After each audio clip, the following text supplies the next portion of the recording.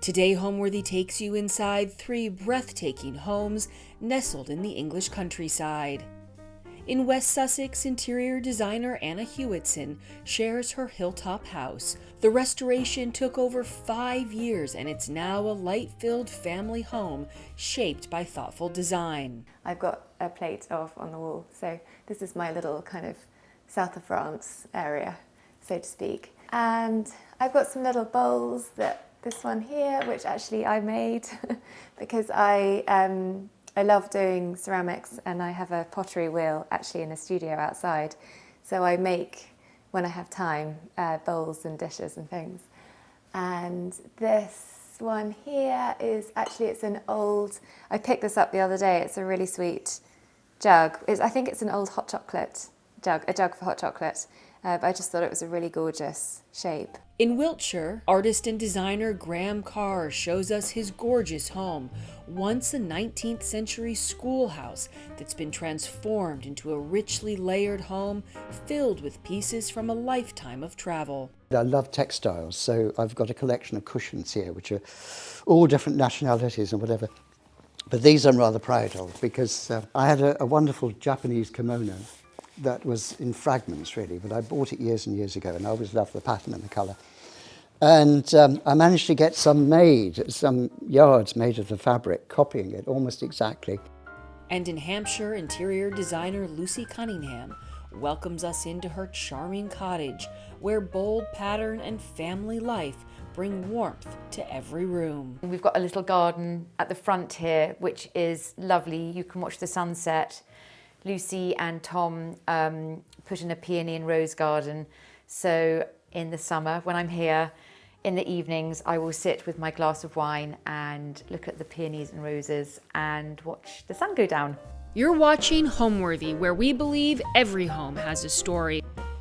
And be sure to check out our new show with interior designer Martin Lawrence Bullard, streaming exclusively on Homeworthy Plus. You don't really know a city until you step inside the homes of the people who live there. Architecture as telling as accents, decor as delectable as local dishes, personalities who define the places they call home. Listen, I like organised chaos. I'm Martin Lawrence Bullard, and in Live, Love and Decorate, I'm taking you beyond the public squares and into the private spaces at the heart of my favourite cities. I thought I'd come home. We'll travel from Los Angeles to London, Paris to Istanbul, and even beyond. Knocking on the doors of my dearest friends, bursting with style and stories that go way beyond design. For you, I will do anything, my darling. Can't wait to see, I'm so excited. Each home reveals more than just a city. It reveals the spirit. This show isn't about facades, it's about what's inside. It's a celebration of the passion and the personality that transforms a city's houses into true homes. Welcome to Live, Love and Decorate.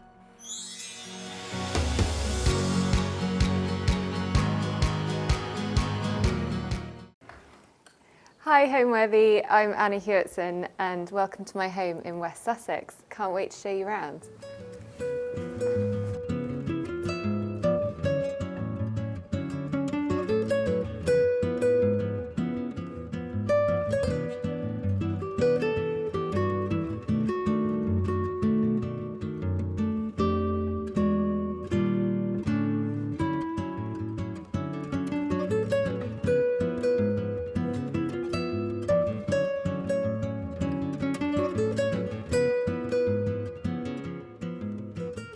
You're watching Homeworthy, where we believe every home has a story. My name's Anna Hewitson. I'm an interior designer, and welcome to my home in West Sussex.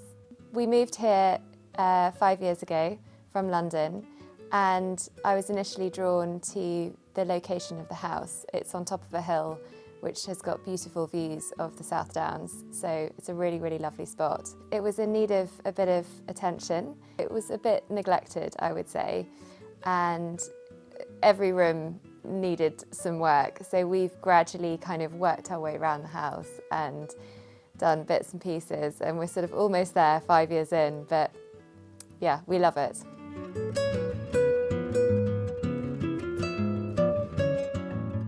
Welcome to my kitchen. This is my favourite space in our house. I love it. And we've got the most amazing views. We're very lucky out of this window here. When we first moved into the house, the kitchen was actually quite neglected, and I said to my husband, if we're going to buy this house, I just have to do the kitchen, and that's going to be my first thing that I can do if we can justify it. The ceiling was actually originally really low, so we lifted the ceiling by going up into the bedroom above. And that gave me the opportunity to kind of make a feature of the ceiling by using this like reclaimed cladding, which I whitewashed. So it just makes it a bit more interesting than having a flat ceiling. And it was a completely different layout, so we've basically gutted it and started again. So before we had an old Aga that was in this little corner here, and no island unit.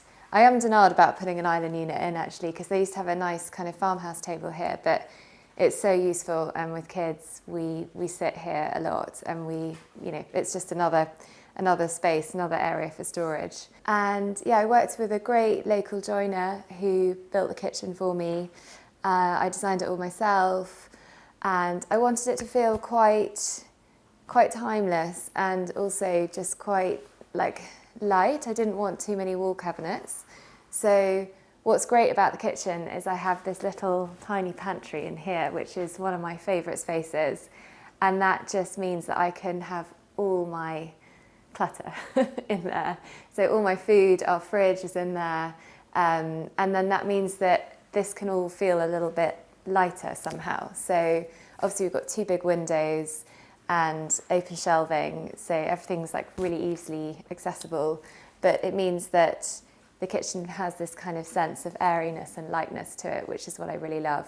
And as I say, particularly because we lifted the ceilings, it just feels much kind of more voluminous than it used to. So, and I've got all sorts of little things that I've collected. We've got an antique piece here, which was gifted to us by my husband's parents, which was really kind. I love bringing plants inside and growing things. I'm not brilliant at keeping them alive, but I've got lots of plants and herbs, and I love having things on the windowsills. Originally, when we first moved here, this window here, where the sink is, was like a tiny single window.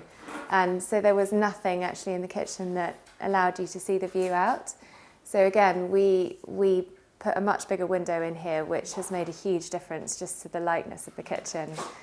I've got lots of bits and pieces up on the shelf, which I love because I look at them every day. And I love art, and I love collecting pictures and prints. This little one here, this little owl, I found in a flea market in Paris, and I had it framed recently actually, and I haven't yet hung it, so it's just propped up, but he's waiting to find a home. And this I got from a gallery locally in Hampshire. It's actually a candlestick holder, but I just think the shape's really beautiful, so I have that on display. I've got this little mug, which is really sweet, which is painted from a little coffee lady where my dad lives in Norfolk, and she has a little coffee stand, and she has her own little cups. So you don't have takeaway cups, you have real ceramic cups, and she sells them as well. So I have this, and it's just got little kind of reference to North Norfolk, where my dad's house is. So sometimes I drink my coffee from here. And kind of moving along, I've got this painting here, which 2 of my good friends gave me for my 40th birthday. I'm telling you how old I am. I'm older than that now. And it's of a place in the south of France, which actually is where my husband and I got married. And we go there every year, and we go down with friends, and we've been going for years and years, and we love it. It's a really special place. And there's a little hotel that we go to with friends called Capelon, which I've got a plate of on the wall. So this is my little kind of south of France area, so to speak. And I've got some little bowls, this one here, which actually I made because I love doing ceramics, and I have a pottery wheel actually in the studio outside. So I make, when I have time, bowls and dishes and things. And this one here is actually, it's an old, I picked this up the other day, it's a really sweet jug. I think it's an old hot chocolate jug, a jug for hot chocolate, but I just thought it was a really gorgeous shape. I like the fact that it's got a pourer on the side, So I've got this up here, maybe for a vase. And then my blinds are from Robert Kime, which is one of my favourite fabric suppliers. It's got some really gorgeous fabrics. I think this one is very pretty and kind of whimsical, which I love. And this little piece here is, again, I picked this up in an antique sort of brocante in France. I think it's an old cheese serving plate, which I think is really beautiful. There was a whole set, but I could only really sort of get one. So this is up here. Again, I haven't hung it, but I quite like it just propped up there. And then kind of coming round, I've got these little bird plates, which I bought when I was in Bath recently. This is my little bird corner. I've also got a pigeon plate up here, which I bought from a gallery recently as well, which I love. It's just really pretty and colourful. I love having plants inside, as you can tell. So I've got all sorts of plants on the go. They've gone a bit leggy, but I like having life in my interiors. So I've got some plants and some herbs and things. I love drinking coffee. And actually my coffee machine is kind of one of my favourite things. And when we moved from London, I deliberated about buying one for so long. And then I bit the bullet and got one. And actually it's just, it's great. It's like one of my favourite appliances. I use it every day. And my husband actually doesn't drink coffee, so it's just for me, which is great. I love cooking. I've got a lot of cookbooks in here. I'm going to open this cupboard. It's not going to be very tidy, but there's a lot of cookbooks in here. And I love to cook. I find it really relaxing, actually. I love experimenting with new recipes. And so when I've got time, I really enjoy cooking. And actually, it's a great kitchen to cook in. I've got loads of workspace, and I enjoy hosting as well. I bought these shell plates recently from Shellology, which she's based out in South Africa. I think they're really fun and really, really colourful and joyful. And then I've got this painting here, which was a gift to my husband for his 40th. And it's actually of North Norfolk, where my dad lives, which is a really special place for us. So that's kind of pride of place in this little cubby hole, which is where the old Arga used to be. And we took that out and made it into like a little seat. So it's a nice place to kind of sit and read and be. And then these plates at the top I got from south of France, where we go. There's a really gorgeous little shop, which is tiny, but she sells the most amazing ceramics. And every time I go, I kind of load my suitcase up with them. So I've got those up there. I think I probably need to stop buying plates or making plates, because I seem to have quite a lot. But yes, and then there's my little Moroccan plates here. And this little piece here is an old walking map of the area, which some friends gave my husband for his 40th birthday, which is framed in quite a fun way, which is quite nice. So if you follow me, we'll head into my living room.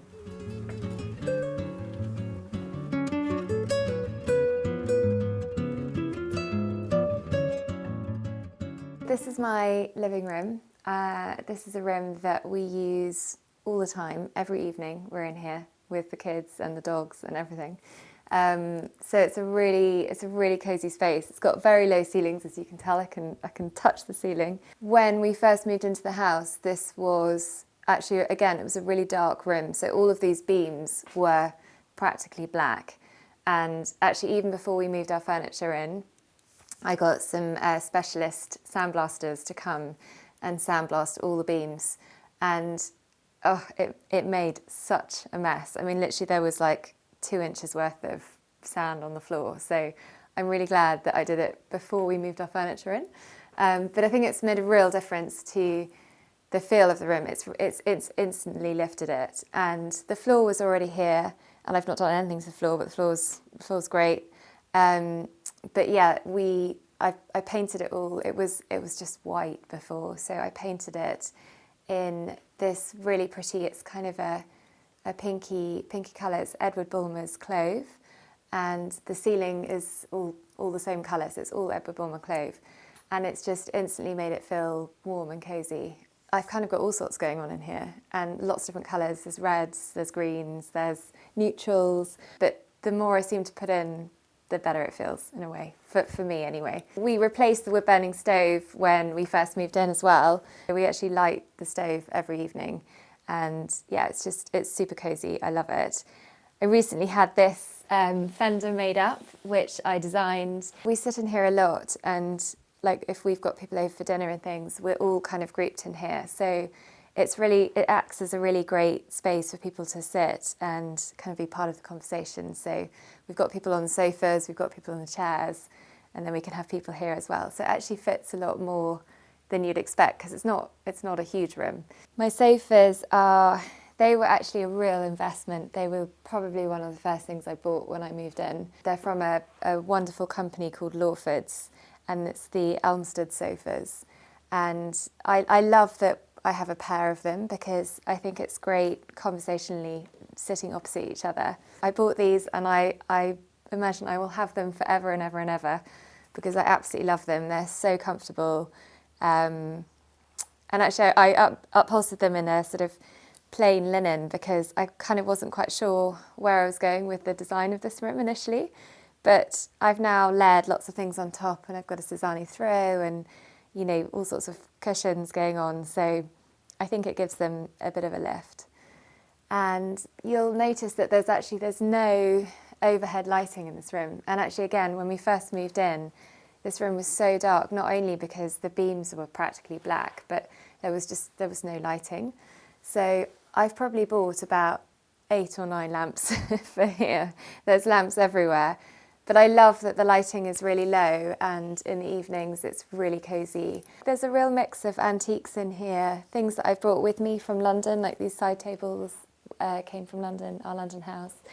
I think when I moved into this house, a lot of furniture, we needed more stuff. So I spend quite a lot of time on going to auction houses, or I've got furniture that has been given to me from my parents, which is really kind.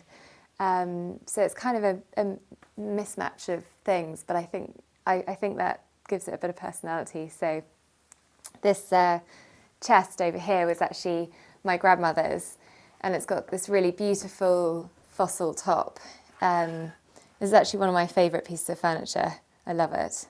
So it's a really special piece. This came from an auction house, and I bought a picture that I really like, which is in my hallway. And it came as a lot, and so there was about 5 other pictures in it, and this was one of them, which was a surprise, because I didn't even know that was part of the lot. So I think it's a pretty picture, so I put it there. But it hasn't got any kind of sentimental values as such, but I just think it's a nice composition. So on the mantelpiece, this is a little painting of Norfolk again, and this one came from my husband's mum, which is really sweet. And I've got this little ivory elephant here, which is a very special elephant that came from Africa, which my husband's grandfather had. So yeah, this is a very special little thing for him. And there's a few little plates here which are from a little antique shop in France where we go. And this is a little a poppy tree. It says it's a poppy tree leaf, which is odd, but my daughter's called Poppy, so I had this framed recently. This was given to us by my husband's stepmother, and this is actually a table that I designed and had made, which I'm planning to have my own furniture collection. So this is one of the pieces which will hopefully be part of a collection, but it was based on an antique table, and I had it made up recently. So yeah, that's one of my designs. This is a picture which there was a lovely shop in France, and there's a lady who hand makes paper and collects wildflowers and then presses them within the paper. And I had this framed recently, so I love this. And my curtain fabric is from Sewn. This is the scrolling fern, and I had this made up bespoke actually, because originally they didn't used to print it on a linen. They now do it on a linen. It used to only be printed on silk. But yeah, so I had this made up again when we first moved in. I love it. It's one of my favourite patterns. I think it's so beautiful. That actually I got from an antique shop in Cambridge, and I keep meaning to take it to a furniture restorer because it needs a bit of TLC. But I love this serpentine shape, and it's full of kind of presents. It's got like it's a present drawer. So, but yeah, it's a great piece actually. It's a really weighty piece, but I think it needs a bit of love perhaps. But I don't mind that it's a bit knocked about and things. But yeah, it came from an antique shop in Cambridge, and it wasn't expensive at all. But it fills the space really well. The ottoman it's from I forget where it's from actually. I think I've had this for a while, but I've had it reupholstered, and it's in a fabric. This is called Olive Sacking by Guy Goodfellow, and it's their chocolatey colour, and it's a really great fabric actually. It kind of goes with everything. I use it a lot in projects because I love a stripe as well for one, but it's got a slight kind of relaxed feel to it. So I had this upholstered, and I love having loads. I've got so many books everywhere, and yeah, I love this. I don't mind that people put their feet up, or you know, it's a great filler for the space. I first started my career in design. I studied fine art and history of art at university way back. I've always loved interiors. I've always loved spaces, and even growing up, I used to forever be moving my room around and painting it different colours and all sorts. So I did some work experience at a magazine house in interiors, and I decided that's what I wanted to pursue. So I did a course at KLC School of Design in London, and I did that for a year, and then I came out of that and I worked for a number of top London designers for about, I'd say about 7 years. And then I actually got pregnant with my first daughter, Poppy, and at the same time I'd just gone freelance with the last company I was working for, and I was sort of working a bit for them and a bit on my own, and then I had Poppy, and then I decided to set up my own business, and I've been doing that ever since. So Anna Hewitson Design has been going for about 13 years, I'd say, which has been really fun. So if you follow me, we'll head into our playroom.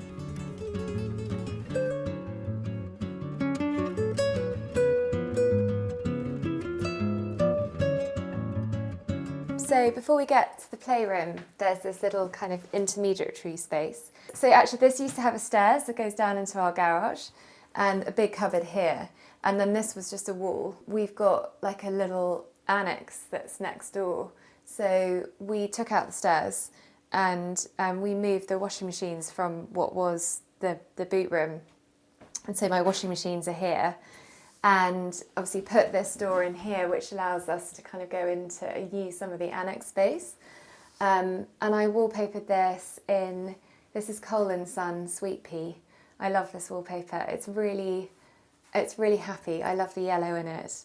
And I put this little cafe curtain here to hide my washing machines. It's a bit of a through-fare space, but it works really well actually. And I think this is a really like happy room. And then in here is our playroom, which I've recently decorated. So I did used to have this as an office, but I've now turned it into a kids' playroom because where their playroom was, I've made into a dining room. So I'm constantly moving things around in our house. But I wanted this room to feel really cosy. It's not quite finished. I've just had this sofa upholstered, which was the first sofa that I've ever bought. So this sofa has been with me for years. I think this is the third time I've had it upholstered. And previously it was in an off-white linen, and I've chosen this fabric for it, which I absolutely love, from a company called Tissu de Laine, and in a stripe, and I've railroaded it. And it used to have 2 seat cushions, and I've made it into 1. So yeah, I think I will always have a sofa, and it will probably take on various forms. But I put the shelving in when this was my office, and I'm actually having a cafe curtain made for across the back, which I haven't quite installed yet. But yeah, it's got kids' toys, books, everything in, and it's not always very tidy, but the kids can come in here, watch TV, hang out, and it's just off the kitchen, so it works really well as a space, and it's really cosy and warm in the winter. And the wallpaper is from GPJ Baker, and it's called Poppy Sprig. And yeah, I've just kind of wrapped it around the whole room, and then painted the beams in an Edward Bulmer colour. I forget the name of it actually, but yeah, it's still needing a bit of work, but it's getting there. But it's a really fun space. The kids like hanging out in here. So if you follow me, we'll head over into the dining room.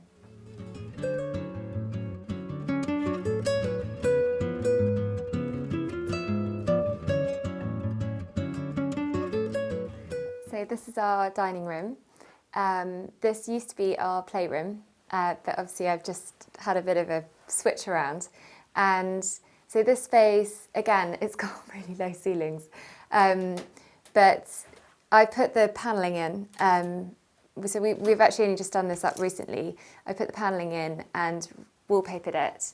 The wallpaper it's another Guy Goodfellow paper, I think it's called Claude or something. And the panelling is painted in Edward Bulmer's London Brown. I also put this fireplace in. So before, when we moved in here, there was a big bank of cupboards. And when it was our playroom, it was great because we had all the toys and things in there. But now it's a dining room, I took the cupboards out, and because we've got a chimney the other side where the Alga used to be, we kind of linked into the chimney, and I actually built this kind of fake chimney breast, and we've got a wood burner in here. So it's really, really cosy in the winter. It actually gets quite hot in here, so for the people sitting here, you get quite toasty. But the fire surround, I looked for this for ages because I really wanted an antique, and this is a reclaimed limestone surround. So I put this in, and we've got some little bergamot tiles in the lining as well, and some terracotta tiles on the hearth. The tiles here were left over from another area, and I just had enough to make a hearth out of it. So the mirror I bought this in an antique shop in Norfolk, and I have yet to find some pictures to go either side of my fireplace, but I'm still on the hunt. But I've put some picture rails up so that I can hang them. I love using picture rails. I think they're really fun. And the dining table is an antique. It's a great table. I love a round table. I think it's really sociable. So everyone can kind of sit comfortably around here. So it seats 8. We can get 10 at a push. And it's really nice conversationally, just being in a round table. So it's good for the space. When I first bought it, I thought, oh, it's quite big, but actually I think it works. And this is an antique table which came from my grandmother, which is really pretty. It's an inlaid table. I love it. And this little antique Delft lamp, which again I bought in an antique shop in Norfolk. I upgraded the radiator in here, so this is one of the rooms where I've got a nice new radiator. Still kind of going with that, but I love old cast iron radiators. I think they're great. They've got like a real weight to them. And the blinds and the curtains, again, they're actually from Guy Goodfellow. They're based on a sort of African print. But it took me a long time to find these curtains actually, because I couldn't decide what to put with the wallpaper. But yeah, I love these. I like the fact that they look, I don't know, they don't look overly smart, which I think is nice. And this sideboard I bought from a lovely antique shop called Brown Rig in Tetbury. It's a bleached oak sideboard. I think it's got a gorgeous shape to it. So, and then the picture above is, my mum gave me this actually, and it's called the Honeymoon. I really remember it from my childhood, and I always remember it used to hang above her bed in her bedroom. So she gave it to me recently, and I think it's gorgeous. I love it. And the lamps are from Vaughan, and the shades are from Vaughan. They're a brilliant lighting supplier. I use them a lot. And actually the wall lights are from Neptune, and then this is from Pookie lighting. It was quite tricky finding this light because the ceilings are so low. I wanted something hanging, but equally I didn't want something that was going to be too much in your eye line. So yeah, I think this is a good solution. And then these pictures I bought recently from a company called Petri Prints, and there's some antique bird prints. They frame them really nicely actually on different mounts, and yeah, they've got these lovely antique frames, so I think they're fun. I had this built in actually, this little bookcase, and when it was a playroom, but I kept it in here. It's a nice piece of joinery, and these plates are antique Swedish plates. My grandmother was Swedish, and so I've got a whole collection of these, and I think they're very pretty, so I've got them here. I think my style has evolved a lot over the years, and having worked for a number of different designers in the past, I've picked up lots of different styles from them. I think it's really important to have layering in an interior, so just having a house that's constantly evolving over time, and I think my style is inherently quite relaxed, quite informal. I like things to feel lived in and welcoming, and yeah, I think it's mixing lots of different layers and textures and mixing old and new. I like to use antiques, I like art, I have a lot of things, so I would say my style is, it's a little bit eclectic. I don't like it to look too perfect. I like it to feel, as I say, lived in and relaxed and welcoming and interesting as well, and not too contrived and not too put together. So I actually think the best interiors are the ones that don't feel sort of overly designed, that they feel that they've kind of come together over time and that they reflect the personality of their owners. So I like to look around and kind of understand a bit about who's living there by all of their things and the objects that they've collected, and I think that makes a really interesting interior. Should I take you into the hall? I've got some antique Swedish mirrors that my grandmother gave me, which, because everything else in the house has got such low ceilings, this is the perfect place to put them because it's the one place where we've actually bizarrely got this really high ceiling. I've got some antique pieces that I've bought along the way. This chest, which I bought from a shop in Rye, and this bronze sculpture was from my grandmother, which I think is very beautiful. This is another piece that I've designed myself, this chair, which I've had made.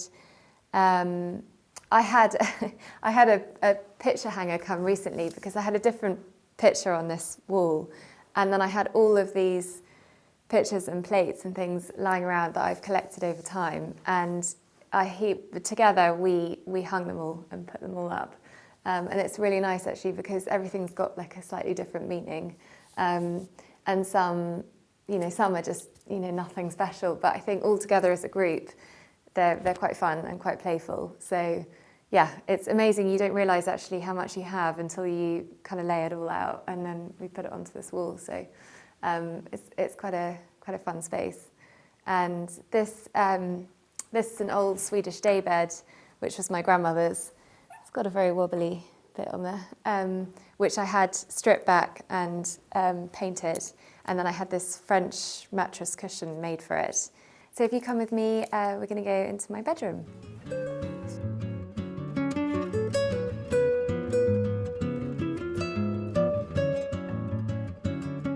So this is our bedroom. We have done quite a lot to this room actually. I've wallpapered it, which has got a Robert Kime wallpaper called Cabbages. It's like a tiny little print. You have to kind of get up and close to see it, but it's a lovely sort of soft greeny colour. This room had lots of funny boxing, and like this fireplace, this is the chimney from downstairs in the sitting room, but it had all sorts of kind of boxing out. So we basically took the whole ceiling down and reconfigured it slightly so that it's a lot cleaner in a sense. And I built in the joinery, so I built in this window seat and I built in these wardrobes, and I've put these fabric panels behind the doors, which I think kind of breaks it up a bit and adds a bit of interest to them. All the woodwork is painted in Farrenball bone, which again is it's a kind of off-white with a bit of green in it, which complements the wallpaper. And the bed I had made when we first moved in. We were sleeping in not a super king bed, and so it was great when we moved here. We had space to have a super king bed, so I had this bed made up, and I designed the headboard. I actually designed the bed myself, and it's covered in a fabric by a really gorgeous company called Nami Sami. And yeah, it's sort of yellow print on the flowers, which I love. It's a really kind of happy fabric. And the bedside tables are made by Alfred Newell. They're oak tables, which fit the space well. And the lamps are from Hector Finch, and the lampshades are from Matilda Goad.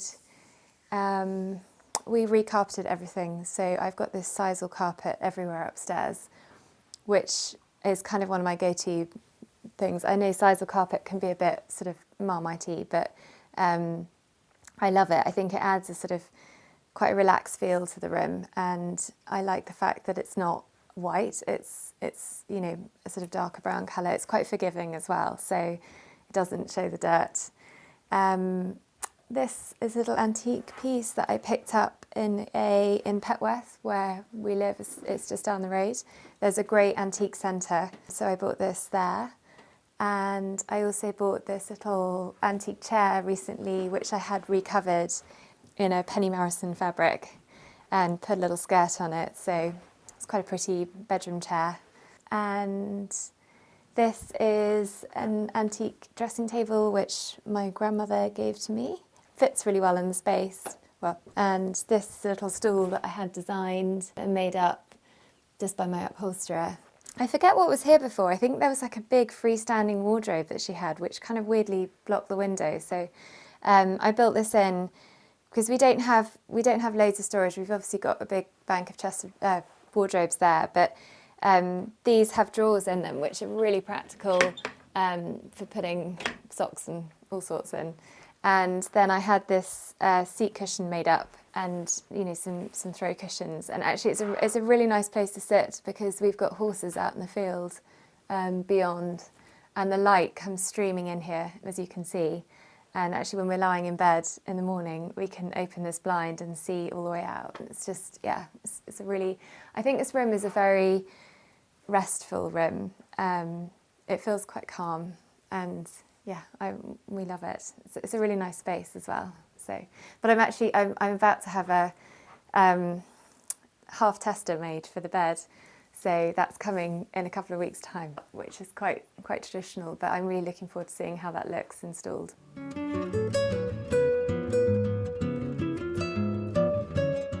So this is my son's room. He is about to be 9. It's quite a tiny little room, but it's quite charming. It used to actually have a door in here into a bathroom, but we've blocked this up and just repainted it all new carpet. And I had this bed made for him, which is a bobbin bed by Alfred Newell, and is painted in a colour by Painter Paper Library called Beetle Nut. It's quite fun. He probably won't be in it forever, but for now it works really well in the space. I think we could probably just about get a double bed in here, but not a lot of floor space. And I've got a little antique chest of drawers as his bedside table, and we built in these wardrobes. And the blind is from Susie Atkinson Designs. These are cushions which I had from London. Actually, this little cushion's really sweet. This was given to us when he was born by this amazing company called Fine Cell Work. And they basically use the prisoners who they do lots of embroidery, and they write you a note for like where they're from, and yeah, it's a great way of incentive to kind of get them doing. Yeah, it's kind of it's quite a compact little space, but he loves it. He normally has all his toys out on the windowsill, and he sits on the bed and plays there quite a lot. So that's my son's room, and then this is our kind of family bathroom, which I've recently done. We've just put a shower in here because before there was just a bath, and there was actually like a little door into his room, so we've blocked that off just to create more space. And I have wallpapered it in this really lovely wallpaper by Isabella Worsley. It's really colourful and fun.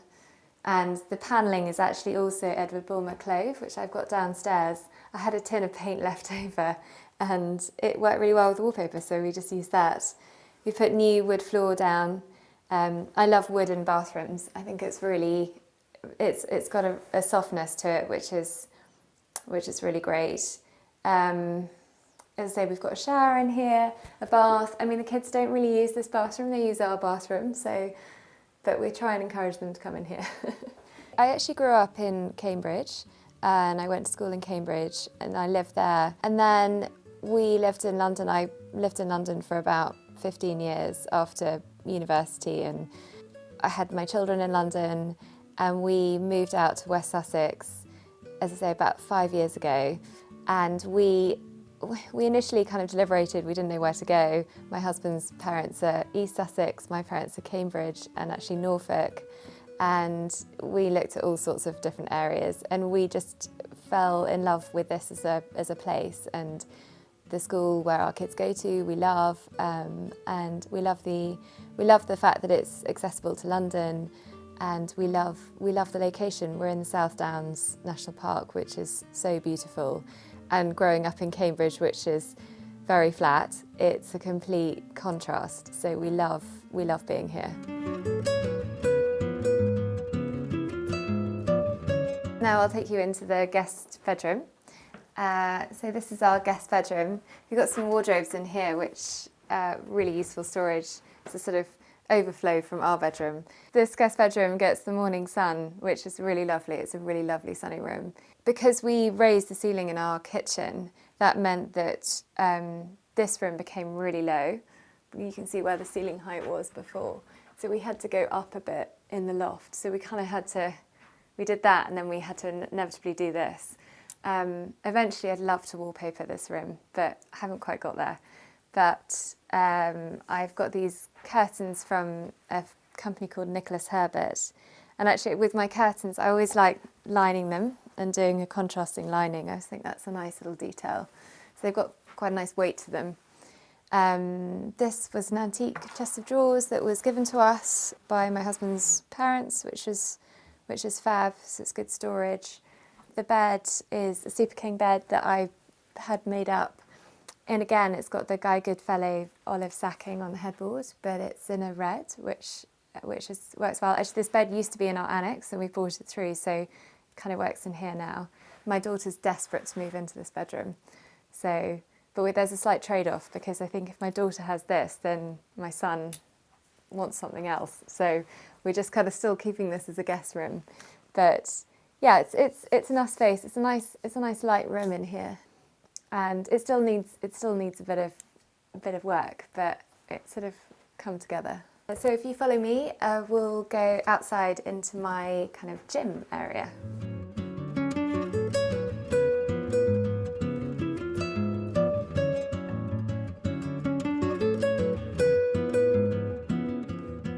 This is like a separate space to the house, and it's like an outdoor gym sauna area, which has always obviously been here, but we converted it last summer. So I'll take you inside. So if you come in here, so we did this up actually on a bit of a budget. So I redid the floor. Actually redid the floor throughout. I used these reclaimed terracotta tiles on the floor, and I put this cladding in as well, which is just really simple MDF cladding with a kind of V groove in it, and I wrapped that across the ceiling and redid all the lighting. We've got an old sauna, so this has always been here, but the sauna, I just retiled the floor. We actually were living here for about a year and a bit, and we didn't think it worked, and then we realised how it worked. So now actually we use it quite a lot, and it's great. We love it. There's a little kind of loo in here, which again is all panelled and is painted in Edward Bulmer John Keel. I'm probably pronouncing that wrong. So that's great. This is a great space for actually when people are outside. using the pool and things, they can come in here, they can come and get changed. There's a little changing room in here with a shower, which I put in.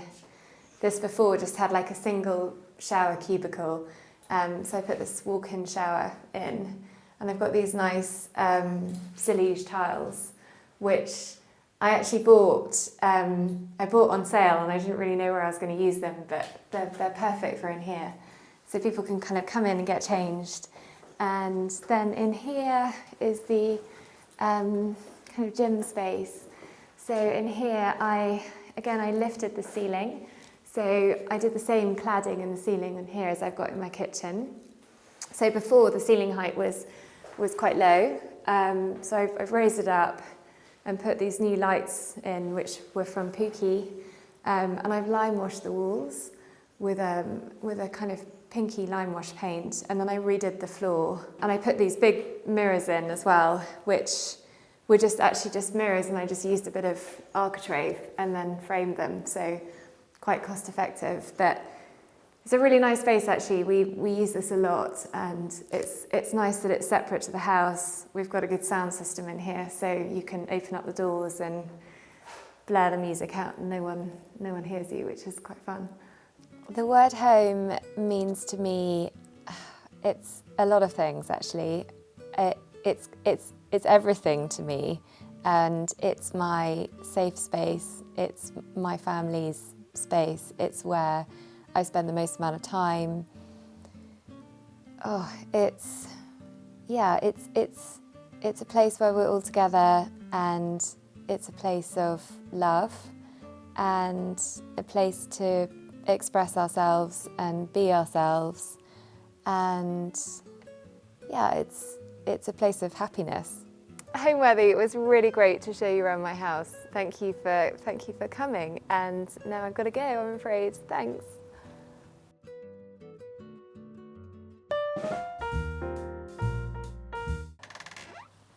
Hi Homeworthy, I'm Graham Carr. Welcome to my home in Wiltshire. Can't wait to show you around.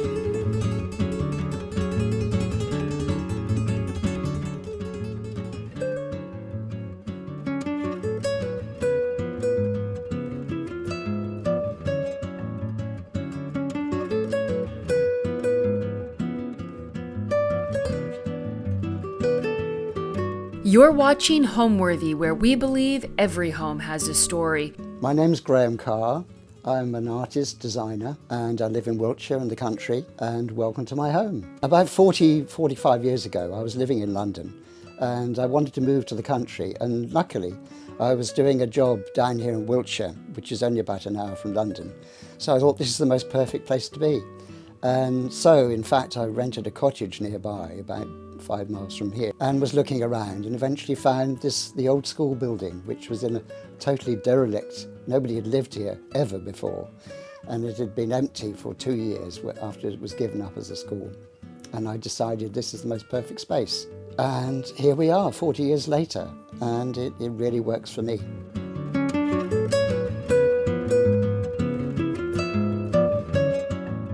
So this is what I call the big room, which was the original school room. This is where it was divided in two, as far as I know, with just a curtain in between. And there was a big stove in the middle to keep the poor kids warm. And but then when I arrived here, the ceiling was falling down, and it was just a total mess. And you could see there were drawings on the wall where people it had been on the market for 2 years. People had thought, what can I do with this space, you know? But nobody bought it. But I was the only person that was interested. So here we are, and this is how I've transformed it into what I call the big room, and filled with all the things that I really like. This is a kind of desk, a sort of proper desk that I don't really work at very often, but this is rather wonderful carving here of a skater, which is quite unusual. You don't often see that. And this behind me is the pitch violin, which is from India, and it's this religious piece, but what I love is the lotus flowers, which are kind of just in rows floating at the background with Krishna in the middle. But it's sitting on our new wallpaper, which is a kind of more civilized, not civilized, but a proper way of doing the lotus flowers in correct rows and so on. But I love the combination of the two things, the primitiveness and the kind of more stylized. And this big collection of sort of pots of Delft, Chinese and Korean, and sitting on an Italian from Genoa, a painted piece of furniture, which, I mean, superb, and the movement in the painting is just absolutely lovely. And these little kind of scenes in each door, and it's a lovely piece. These are rather wonderful. They're from a church. I have a set of 4 of them, which the antique dealer had them, and she didn't want to sell, and she loved them like I love them now. And eventually she had to sell, and she offered them to me, and I said, well, I've got to have them. I've wanted them for 10 years, so, and here they are. They're in the room. This rather wonderful dog that belonged to a great friend of mine called Annabelle Lindsay, and I always said I loved it. It was in a house in the country. And I had a monkey, a Chinese monkey, it was about that height. And we did a swap. I had the dog and she had the monkey. So I think we were both pleased with what we got. This is a very interesting piece of work here. I mean, it's rather fine gentleman, a French carving. I don't know whether it was originally painted, but it's something really quite special. I mean, there again, came from a really good French dealer who has wonderful things, and I just had to have it. I know it's just really rather special. But these pots here, these come from a wonderful chap who's in Ludlow. I'm trying to think of his name, but he's a wonderful potter. I bought an awful lot of his pots. And the drawing behind is a charcoal sketch, which I have such admiration for it. I could never do that, it's by the same man painting up there. It's the same sitter as well. He's called Graham Wilcox. He's a Scottish artist. I mean, really, really wonderful. But it's a big, difference of the modern with the kind of antique. A lot of different things going on. And the chandeliers are quite interesting, actually. There are a pair of them. I've had, over the years, and these, I used to go to Paris quite often. Friends of mine had a flat on the Ile Saint-Louis. And we used to go to Clignancourt, to the antique flea market. And I saw these, and I thought these would be absolutely perfect for the room. So I said, right, I'm going to have them. Big decision. How am I going to pay for them? But there you go. And so, right, send them over. And it was so funny because it's quite an unusual, funny story, really. Because I was waiting for them to arrive, very excited. And I thought a huge box was going to arrive from the lorry. The man came walking up to the door with like something from IKEA, like a sort of big flat pack box. And there were the 2 chandeliers, because they collapse into nothing. They're just on a string in between. I mean, so clever. So I could have saved an awful lot of money, because I used to drive to Paris. I could have just packed them in, but it's quite a funny story anyway. But I love them. Just the scale is so good, and the shape. And they're sort of round about the date of about 1800, 1790, 1800. As I said, I love textiles, so I've got a collection of cushions here, which are all different nationalities and whatever. But these I'm rather proud of, because I had a wonderful Japanese kimono that was in fragments, really, but I bought it years and years ago, and I always loved the pattern and the colour. And I managed to get some yards made of the fabric, copying it almost exactly. It was made in Myanmar, I think, whatever it's called now. It's in Vietnam, no, somewhere like Vietnam, whatever. And I couldn't believe it when it arrived, because it's absolutely beautiful. But this is from Uzbekistan. This is from Uzbekistan as well. It's sort of modern. The fabric is French, rather good. It's a rather good colour. Some more cushions here. These are wonderful Indian kalamkari prints, which I absolutely love. I love the red in it. I mean, it's so real, These are Uzbek, wonderful tulip pattern. More Uzbek there, which is the carnation pattern. And behind it is this wonderful car, which I kind of fell in love with. It reminded me of a car I had when I was a child. They made them for children, that was for a child as well. But the colour combination is rather good too. The coffee table that I have, it was never a coffee table. It was originally a mortar. It comes from the Himalayas. It has 3 holes in it where some sort of seed was there, and they pounded it to, and it's kind of, it has this sort of tray, so all the kind of, I suppose it was the bad bits came out and the good bits stayed inside. I'm not quite sure how it works. But it's the most beautiful shape out of one tree. Well, it was half a tree, obviously. one of those wonderful, cypress trees or something like that. The fireplace is quite interesting. It's French. It's a copy of a Régence, which is sort of 1720, but this is 19th century. But I just love the shape of it because it almost looks Gothic as well. Above it is an Italian mirror, round about the date of about 1800. But I love it, kind of the simplicity, the gilding on the top. And these gentlemen here, I'm really not quite sure who they are. I mean, to me, they could be either Mexican or Italian. I mean, they're carved out of wonderful wood, and they're kind of a bit eccentric, but they're rather good looking towards one another. The pots are Italian, Montelupo, which we've now done a wallpaper, which is taken from this pattern here, because I've always loved that. That was the reason I bought them. There's always a reason that I buy these things. Something picks up on. The plate is also Italian, really quite early. These pots down here, these are quite interesting because they come from Spain. I do this trip, I used to do the trips twice a year, driving to Portugal. But I fell in love with these. I saw them on Instagram or something. And I love the kind of primitive marking on them. And there was a set of 5, which I bought all the 5. And it made me drive to Seville to buy them and found this wonderful shop with wonderful people. And I just love the colours. I always thought I'd sell them, but it's never happened. But over here, we've got another big collection of things again. I mean, this is a rather beautiful lamp base. I think Indonesian, something like that.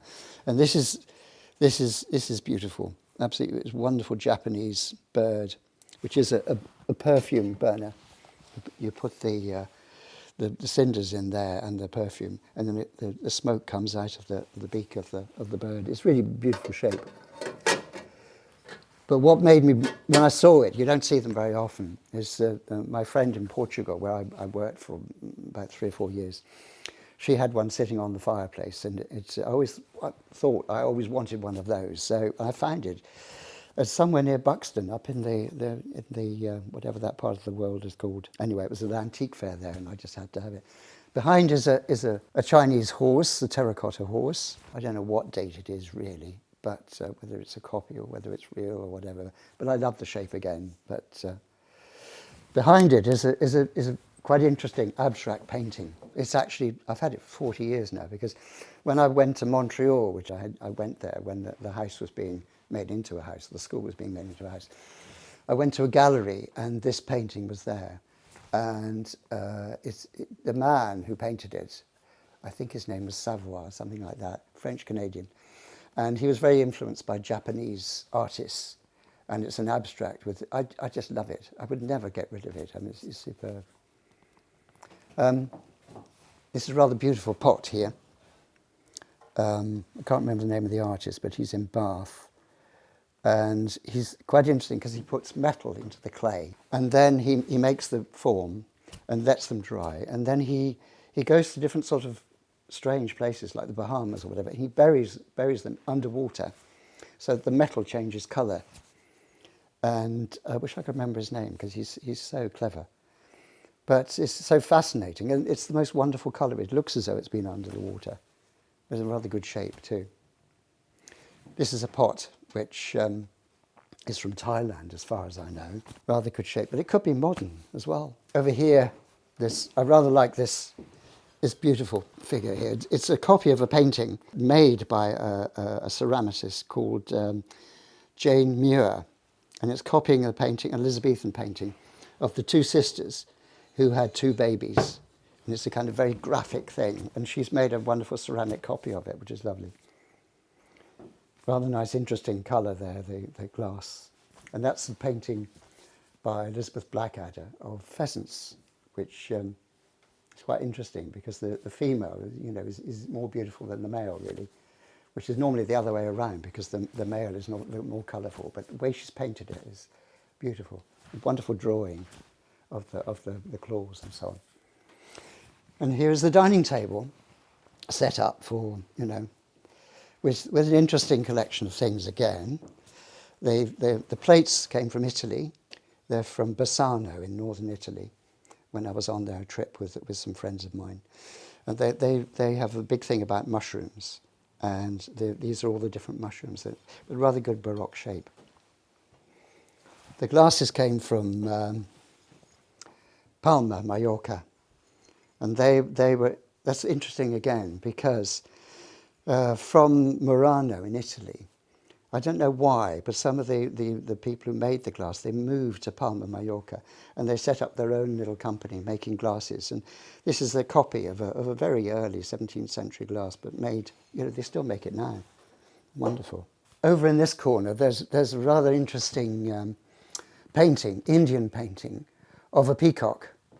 But it shows the front and the back of the peacock, which is quite unusual, it's beautifully painted, the detail. And you can actually, if you get close to it, you can see the markings on the front of the feathers through that. It's so clever the way they've done it.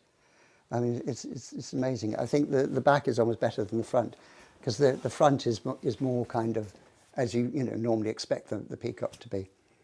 These are more of the Spanish pots which I love. Look at those markings, aren't they great? Delft lamp, French chair from Lyon.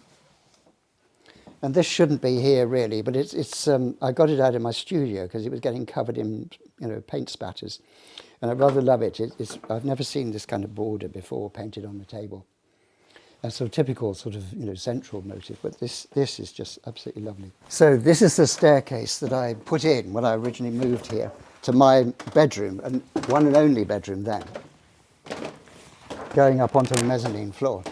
Well, I've always been artistic. I always sort of painted and drew from a very young age. Eventually I moved to London, and I was very lucky because I answered an advertisement in the Evening Standard, in London, and it was for a decorative artist, and I didn't know what it was, but I thought, well, I'd try for it.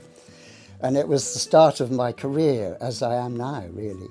Because it was working for somebody called James Smart, Jim, who was a most wonderful, eccentric designer, decorator, whatever you want to call him. And I worked with him for about 5 years, something like that, learning how to restore painted furniture for some of the antique dealers, the best antique dealers in London, and also for the National Trust as well. And then I started on my own, and since then I've done a varied sort of things, from garden design to restoring Chinese wallpapers, to travelled all over the world to all sorts of places, even to Japan to do a job there. And so it's been a very interesting career and very interesting clients as well.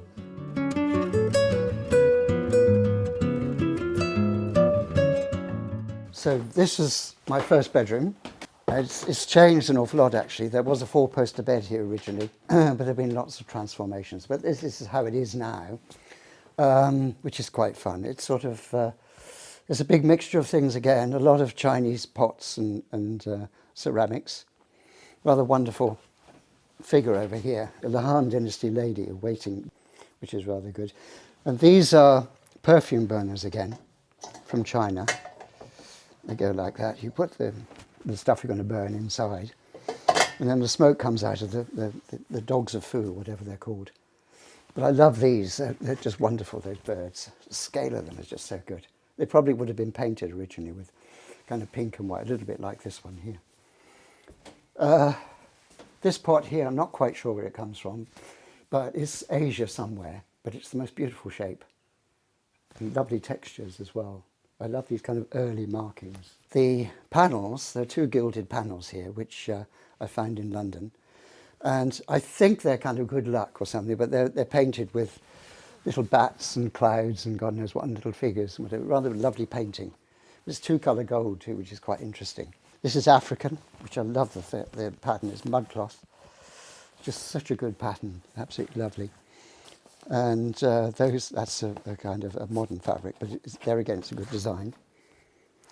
The cover comes from India, tie-dyed, just nice subtle colours. And another panel there, gilded panel, and another bird, which goes with the other one. So there's a collection of 4 of those, all of the same scale. They must have all come from the same place. Rather interesting chair here. It's Portuguese, but it's quite wide, and it's got a lot of movement to it, and the carving is absolutely lovely. I bought that when I was living there a long time ago. But some interesting pots, Chinese pots. Love this one. So simple, beautiful. These chairs are lovely. I bought those in Portugal when I was there. Painted, but they're Italian rather than Portuguese. But I just love the scale of them. They're almost like people again, they have character. I think they're fun. All of the Chinese ceramics, I was very lucky because I found a dealer in antiquities, and he was able to bring things out of China, but through a Chinese person. And they were at affordable prices, which was so good, because normally these things were huge prices in sort of antique shops in London. So one was able to amass the things over a few years as I could afford it. And it's like the pots and so on. They all came from the same source. Wonderful. It is dried up now. You can't get those things. I was lucky to be able to do that at the time. When I first moved in, and I always used to love this view, even though it's changed quite a lot since I've been here over the years. But now it looks particularly good as well, because being up at this height and seeing the scale of the roof line and so on. I mean, imagine this was built in 1840, 1850. I mean, those beams have not moved at all. I mean, they're absolutely wonderful. And it supports the whole building. I mean, it's just lovely. But you can see the whole collection of my kind of curiosities, really. But you can see all the different kind of quality of things from here. Well, when I was younger, obviously, I did enjoy dancing, and I was quite a good dancer, I think. I mean, I have, memories of nightclubs and God knows what, and it was all good fun. And then, I've got into this Instagram thing, and I suddenly thought, well, what can I do to make it new? I mean, they kind of prompt you in a way to do things differently, so that you attract more people.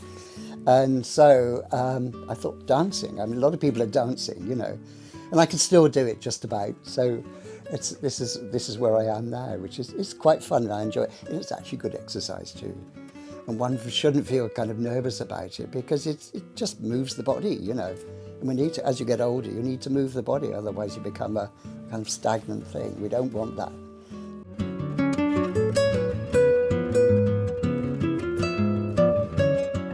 So this is the garden hall, the back hall to the house, which is part of the original. And this has also changed an awful lot. I mean, the trouble with me is I get bored with things, so you kind of move on to another decoration. Anyway, at the moment, because I'm working with Mia Ray and we're doing these wallpapers, this is the design from the Montelupo ceramic that I showed you on the fireplace. This is my interpretation of it, and we've done it in a green version, which was just that wonderful movement of the leaves and so on. There's a French mirror here, gilded mirror, wonderful glass you can't really see yourself in. I rather love this stick. I got this it's for catching sheep, I think. I bought it in Portugal. It's a shepherd's crook, but a really good one, sort of pull the thing like that. It's quite fun. The fabric I bought in Uzbekistan, in Bukhara. It was all very narrow widths of I forget the name of the fabric now. It's a mix of cotton and silk anyway, but dyed with a kind of ikat pattern. I mean, they do wonderful colour combinations and so on, but quite nice to bring it back from there. I mean, a long time ago, about 30 years ago, something like that. This is one of my favourite pieces painted by me. I mean, I used to produce a lot of painted furniture, and for years and years. I had this wonderful man who made furniture for me, and we could do copies of Italian pieces or make up our own or whatever it is. But I especially love this, and I don't ever want to part with it. I love the painting on it. And there again is linked to our wallpapers, because it's the Queen's necklace pattern, and it was our inspiration for the wallpaper. So it's painted in blue and white. But I don't know, it's one of my favourite things, like a lot of things are, but this one is a special one. Moving on into the bedroom, this is a secret door into the bathroom. We go to the bathroom first. I did start collecting when I was very young, actually. I remember when I was still at home living with the family and so on. There was a little antique shop in our village, and I bought a spear, which was from Africa. God knows why I'd want a spear at the age of 12 or 13 or something. But I had some pocket money and I bought that. And then I started collecting little pots and things like that. And so it was obviously part of my kind of makeup, I wanted things that sort of made me interested in, it sort of opened up another world to you, And then I started working in the arts and working for interesting people and good clients. And of course they collected things, so it became a bit of a compulsion to start collecting. But I don't collect the normal things. I mean, it's sort of, I love things that make my painting and so on, my creative thing more exciting. So I'm surrounded by stuff that I really like. And it could be from anything, from very classic sort of 18th century furniture, which I love chairs, I've got a thing about chairs, and to paintings. My most favourite thing is in the big room, it's called a pitchwai, which is from India. It's actually a religious painting of lotus flowers, all in rows, and then with sort of Krishna in the middle. But I love the way it's done. It's a very crude painting. And we've actually made a wallpaper with Mia Ray that is similar, but it's a much more sort of civilised version of it, that was one of the first things I bought in London, was a fragment of a pitchwai, which is almost the same as our wallpaper. But I love things that just, they have a story to them. And I've bought them all in different places, different countries, and just made a collection. I mean, far too many things, but it's good fun. They're inspiring.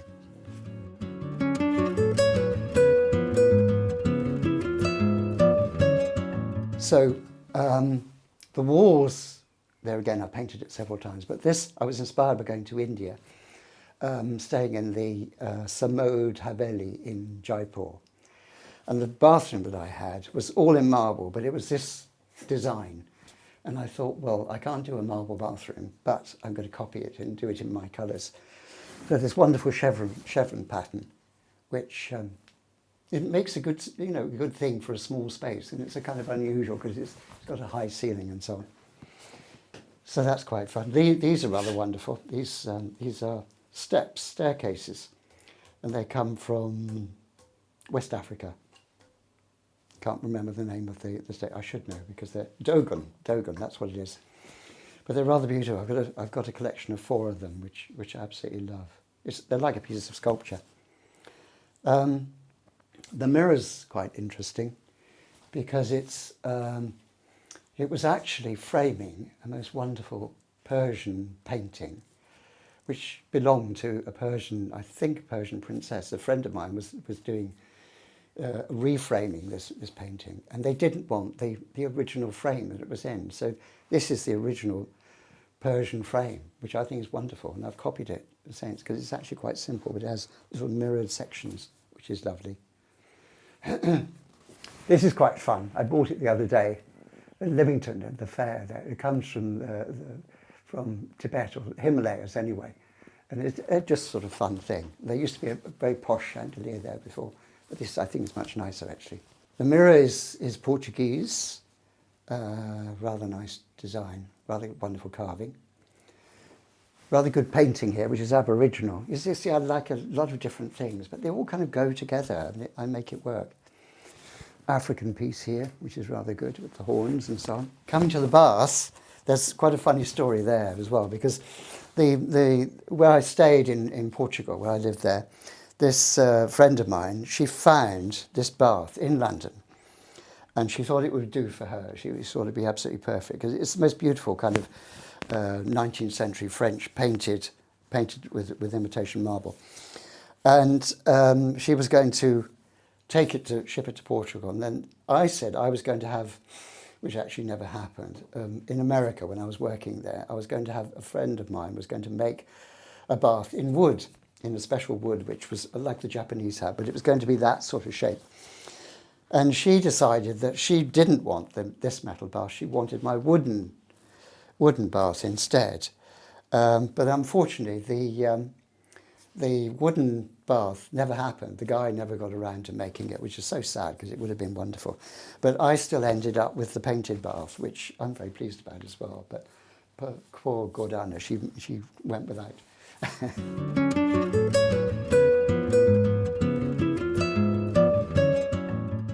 Coming into the bedroom, these are some of my more favourite things, but they're paintings by a native Red Indian from America, obviously.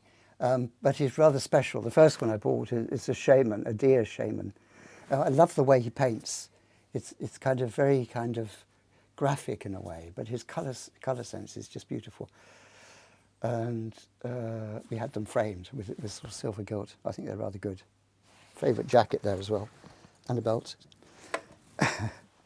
These are the two dogs that I've had since I've been here. Dear old Ozzy was an Irish Water Spaniel, and then Palmer, who was a Manchester Terrier. Both very different dogs. One had a very kind of Rastafarian coat, and the other one had a very smooth, shiny coat. But both great characters. The wardrobe is English, as far as I know, but I love the colour and the kind of distressed, decoration, which is almost gone, really. Favourite jacket, unfortunately. More Indian miniatures here. And this is quite an interesting painting, this one. It's by, gosh, I can't remember her name now. Isn't that awful? Anyway, it was painted in sort of 1920s, 1921, 22, something like that. And it was in the Royal Academy, as far as I know. And she was thought of as one of the great portrait painters of the time. And she did go on to paint, but she didn't become that famous. But she has, I love that. This is one of her sisters. The fabric that's on the walls is actually, it's crewel work from India. I mean, modern. And I was lucky enough, a friend of mine was bringing it over from India.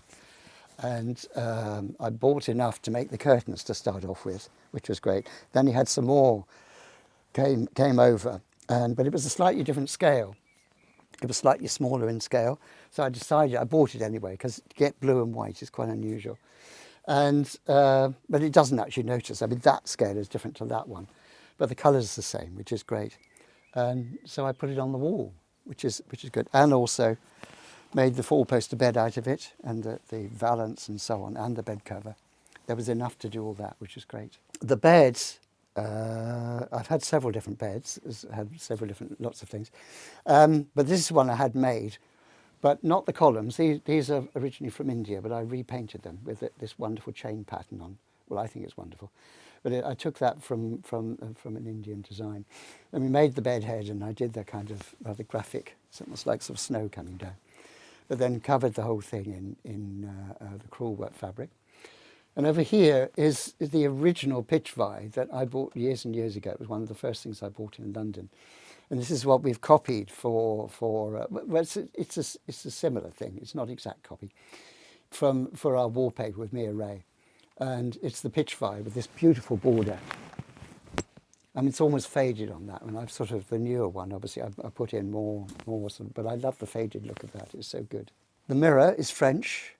Not sure about the date, probably about 1750, something like that. But I love the carving on the top. More Montelupo, you can tell I like that. It's this beautiful design, it's so good. They were all apothecaries' pots, which is, and obviously, I have quite a lot of them now, but they were all used. I mean, they were not meant for decoration, really. They were used to put liquids in and so on and pour it out. Rather beautiful. But you see the different hand there, from that one to that one. It's so different. They're all painted, by individual people.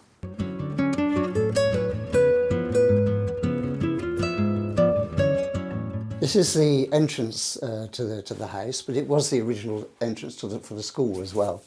And it was one of the first things I painted. And it's taken from an Italian panel that I bought in London. And it's a chinoiserie, kind of very primitive, and the colours I absolutely love. And the African masks. I always mix things up and make it a little bit extraordinary. I don't like to be too precious about things. And odd things are around here. But this is the entrance hall. This pot, which I think sits rather well against my painted wall, is actually a 19th century pot with a kind of French influence, but beautifully painted irises in the most lovely, beautiful kind of emerald green. Lovely colours. Over here we've got a Portuguese mirror, a gilded Portuguese mirror, and two French pots. You see, I mix everything up. It doesn't matter which country it comes from. It's just, as long as they look well together. A little medieval table underneath, which the pots are sitting on. It's from African to Portuguese to France to, it all makes, and it works, it all makes a good thing.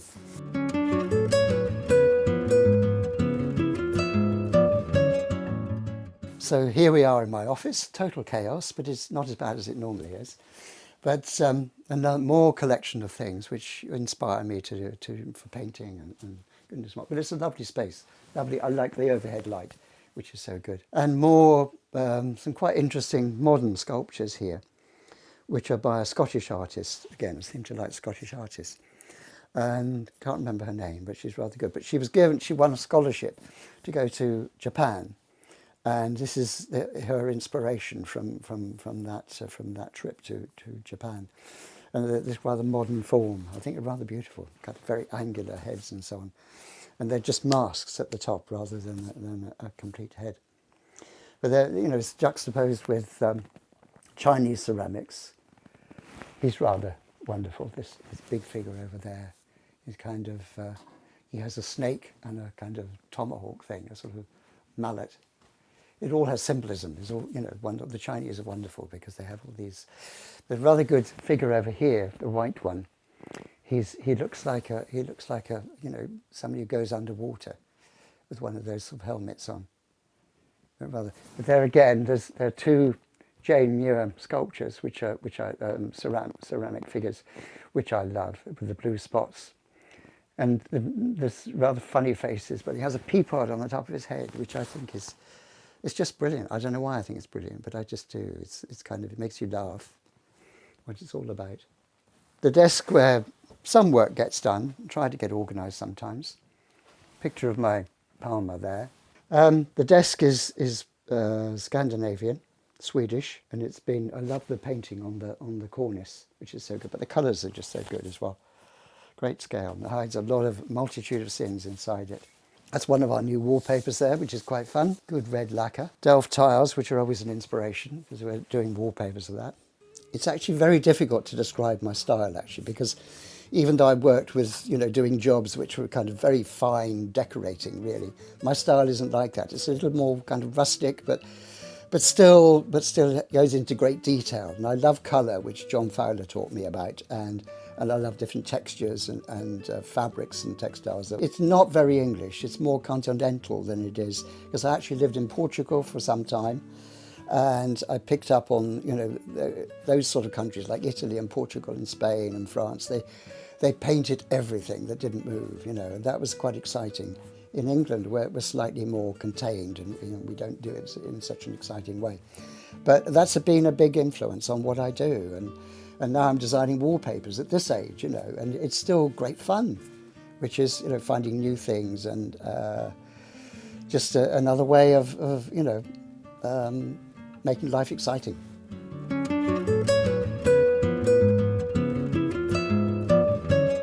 So moving into the studio where all the serious work gets done, a lot of the the painting and whatever, and the collections of things still carry on, paintings galore. I've recently got this cupboard. This is a wonderful French cupboard that I bought in Paris, which has got a whole lot of textiles inside, which is so useful because it hides it all away and keeps it kind of safe as well. This is a table that I've painted, which is painted with the Delft tiles, an imitation of Delft tiles, and all the patterns that I really like, especially that one there. It's so good. That's a piece that was, just made for stock, really, This is a mirror frame that I'm working on at the moment. These are some of my paintings that I've sort of, this one's finished, but there are other ones underneath which are unfinished. I'd rather like that one, actually, which I really must get on and finish it. It's of a local house, which I really like. I love the kind of scale of that. But I love painting the grass. So this is another of my paintings here. I rather loved it because it was a field. It was in between Wales and England, Herefordshire, and it was a field. I stopped to have, a picnic or something. There was this field of buttercups, and it just went on and on and on. So I thought I took a couple of photographs and I did a painting eventually. But it was the mixture of the buttercups, the mauve clover, and that little, I forget what it's called now, like a little blade of brown. I forget, plantain, I think it is. But it was this wonderful combination, and I've been back there since, but it's never looked like that again. But it's rather good. This is another sort of painting that I do, which is, I originally got the idea from, somebody asked me to copy. They'd bought an Italian bedside table, and on the top it was painted with this kind of trellis of ribbon with herbs tucked underneath it, but it was all in a sort of trompe-l'oeil of what it should look like, and I always thought it was such a good idea. So I've sort of emulated a few times now, and we're now going to make a wallpaper of it, which is fun as well. And we've just done one with a wonderful blue background, which is going to be sensational. But it's lovely to be able to do these things. But this shows it before, without the flowers and so on, just as the bare trellis, which is quite. I've got to work on that one. This is a wallpaper that we've just produced, which is rather good. These are not the final colours, but I love the design of that. And this is a frame I'm working on at the moment. We're doing a shop. We're helping somebody in a shop in Golborne Road in London, and we're for the wallpapers. This is, and so I'm doing a frame just to put one of our wallpapers in. This is the Bokhara wallpaper, but this is not finished. It's going to have another. I want to do painted irises on there, which I think would be fun. And that's quite interesting. The bulrushes. That's an idea that John Fowler had, the man that who was such an inspiration for me. He painted a room for the Duke and Duchess of Windsor in France, at the Mill, I think it was. I don't think it was ever carried out like that, but he had a piece that I copied, and it's bulrushes, which is rather good shape, I think. Lovely to paint as well, kind of very free. The chandelier, it's a great scale, and it's just fun to have there. Even though it's oversized, I think it works. It's a very important thing, the home. I mean, it's where you feel at peace, I think. And when you can recoup, from what the world throws at you, it's very important to have your home and be surrounded by things that you love and an atmosphere that you love. That's why I love colour, because it's colour is kind of enveloping.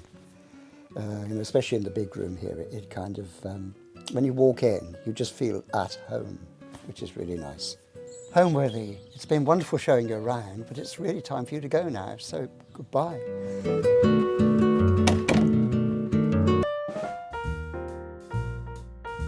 Down a quiet lane in the English countryside sits the charming cottage of interior designer Lucy Cunningham. Inside, Lucy's joyful love of pattern brings warmth and personality to every room, while outside, a well-loved garden opens to wide skies and long, gentle evenings. We've got a little garden at the front here, which is lovely. You can watch the sunset.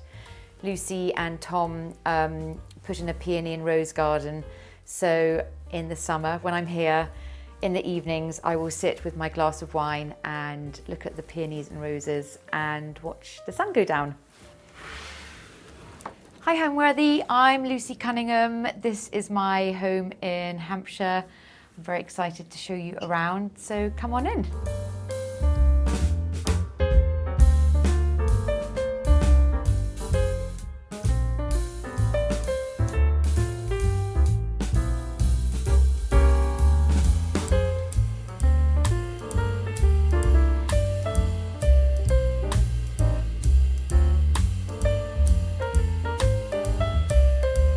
You're watching Homeworthy, where we believe every home has a story. I'm Alison Kenworthy, the founder of Homeworthy, and we take you inside the world's most beautifully decorated homes and introduce you to the brilliant people who live there. Hi Homeworthy, I'm Liz Lang. Welcome to Grey Gardens. Click the join button below to access all of our latest episodes ad-free and watch extended cuts of this and other homes, opening the doors to new rooms and exclusive content featuring our beloved hosts. I can't wait to see. I'm so excited. And if you're looking to shop items inspired by this and other Homeworthy tastemakers, be sure to use the product links below or scan the QR code on screen to find fabulous furniture, coffee table books, and accessories that can transform your house into a home. Hello, my name is Lucy Cunningham. I am an interior designer. Welcome to my home in Hampshire. We had been looking for a while. We were renting before we saw this house. We'd looked at lots of houses. I knew the area. I knew it had a really lovely pub, that the surrounding countryside was really sort of beautiful. So for me, it's always really important to have something visually to look out of the window at. And it was beautifully quiet. It was just wonderful. We're on a lane. In fact, one of my sons, when he was little, when we first bought it, he thought we were living on a private road for for ages, because hardly any cars come down here. So it's just got this wonderful sort of feeling of calm with beautiful views of surrounding countryside. The people living here beforehand, she was an artist or is an artist, and actually her daughter is an interior designer as well that I knew. There was something really lovely about that. The minute we walked into the house, we just knew we loved it. It felt like it gave you a big, lovely hug as you walked in. It's got a lovely, warm, friendly energy. I grew up in Kent, and I grew up in a very sporty family. My father was a professional cricketer and my mother was a professional tennis player, and we were brought up on sport. Creativity was just not part of our life, really. I always sort of loved clothes and fashion, and I think my mother has got a good eye and she would sort of arrange things nicely around the house, but it was never something that was really sort of spoken about much. And after I left university, I started to work in fashion. I was doing fashion PR. It was then that I began to really sort of understand, and that I loved colour and pattern and textiles and that creative world. And even though I was sort of on the PR side, I started to work with a designer in Notting Hill called Alice Temperley. I was with her right at the beginning, with her husband, her then husband, sister, and the pattern cutter. And it was fascinating seeing how the whole process began from, you know, a sort of textile through to clothing. And I think that really, really sort of sparked my creativity and interest. And I then got married, had children, we lived abroad for a bit, and then it was only when we moved out of London and I was sort of doing up our home, our first home, that's when things really began to sort of change. It did start to happen as proper work and people wanting to hire me to do their houses.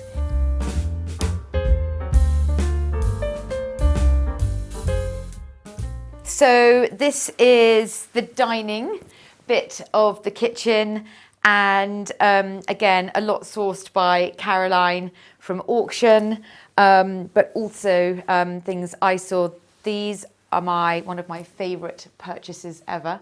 They're from Robert Kime, and who I work a lot with and you know, take clients there a lot. They were just perfect, and these sweet little squab sort of cushions were made from a vintage textile that I picked up in Petworth. These plates, I'm trying to figure out where they can go. They again were from an antiques market in Arundel, I think, but they might go alongside this old French mirror. Vintage fabrics on lampshades as well is always really fun because it's nice to have something sort of unexpected in the home. I like it when people walk in and be like, ooh, where's that from? Or I don't recognise it. So I think it's always nice to have something slightly unexpected. We've got the old Keelam rug on the floor, covering the terracotta, which I would like to replace at some point. But for now it works. And then I'm trying to figure out where to put Felix's school photograph at the minute. That might have to go in his bedroom because it's quite long. Quite long and quite big and will take up quite a bit of space. Plates on walls. I love having plates on walls. It's such a great way to decorate. It doesn't have to cost the earth. Really sort of sweet. I got this at Ardingly Antiques Fair one early morning a few years ago before we moved here, and I actually bought it for this house. I thought it would be fabulous to have something with this colour. I love it. It's sort of electric, but I think it works. It's a fabulous old planter that I bought from Susan DeLis, another designer who I get lots of textiles from, and I love it. I haven't had time to plant it up for today, but and then again, more plates. Can't decide where they should go. This is where we sort of all sit down, Sunday lunch, Christmas Day, evenings with friends coming over for supper. It's a really sweet space. It's darker at this time of year, but it's often actually really lovely in summer as well because we can have the French windows open into the garden, and that adds a really lovely dynamic into it as well. It's a very sort of simple setup, but it's warm and it's jolly and fun. And yeah, lots of nice sort of meals, suppers, lunches, all of that kind of thing happening here.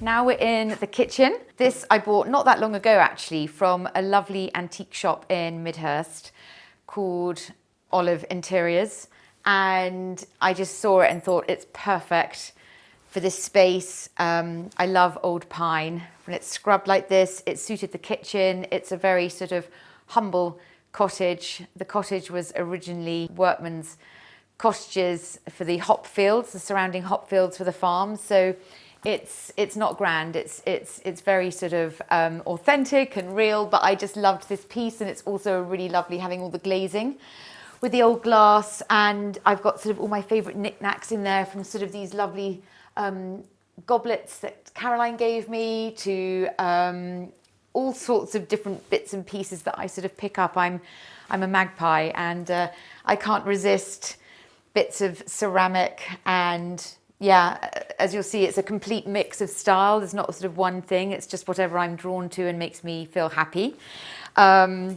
These two armchairs were in my studio in London, the fabrics G. Monroe, Waterbury, and I love it. These chairs are great, and normally the dogs sit on them. And they're very grand dog beds, basically. So that's that. Arga was already here. It's on all year round. It's our only source of cooking, so it is on in the summer as well, and it does get stifling, but it's great. It's so cosy on a winter's day if you come in, or down in the morning in the kitchen in the winter and it's cold. And I'm starting to collect some sort of copper pots and things. And what Lucy and Tom did, the previous owners, was great. They, sourced a lot of stuff from reclamation yards. They put in these fabulous copper worktops, which are all round the run of the kitchen, and they're great because they're unique, they're full of character. She told me that every mark, was sort of laced with history. Every mark made a story or was a story, and I've tried to embrace that and not worry about lemon juice squirted on or wine or anything that sort of stains. It's fun. I mean, it sort of changes over time. But it's lovely and rich and warm. These old reclaimed tiles from a reclamation yard nearby. And then I've got these fabulous relaxed Roman blinds here. It's a fabric by Decor Barbar. And it's lovely. I loved having the green in it to go with the units, but it also worked really well with those armchairs. And actually, I haven't changed the paint colour in here. This was something that Lucy did. She is an artist. And these were special mixes of her paint colour. Very little, apart from the blinds and other bits and pieces, I've changed in here because I loved it as it was. And then this is where we sort of all congregate. This was, again, bought from Ardingly, along with the green bureau. It gets everything heaped on it. So fruit bowl, flowers, ornaments. I just bought that the other day, that little light, which is sweet because it can get quite dark here in the evenings, and it's quite nice to have some low lighting. One of the nicest things I think about the kitchen, and I think this is what actually sort of blew us away when we first walked in, or certainly blew me away. You come in and you've got this sort of incredible view outside of fields, and standing at the sink, you get that. When we first moved here, it was April, and the field was full of rapeseed, so it was this blanket of bright yellow, and it was glorious. It was just so lovely to look out and see that yellow for several weeks. I think it lasted. It hasn't come back again, so every year I hope it's time to be on show again, but not yet. And then we've got a little garden at the front here, which is lovely. You can watch the sunset.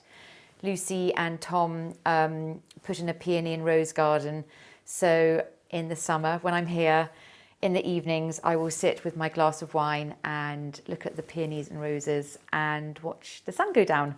I think my design philosophy is, number one, it should be fun. I love using lots of sort of colour and pattern. I try to avoid rules of this shouldn't go with that. I don't like rules. I think, it's all about feel and look, and then things begin to flow from that. I like mixing colours, textiles, layering. I think layered is quite a good way to describe my design aesthetic. I like having dark things in a room as well. Not everything dark, but I like having one dark thing that sort of throws something off so that it doesn't look too pristine, too perfect.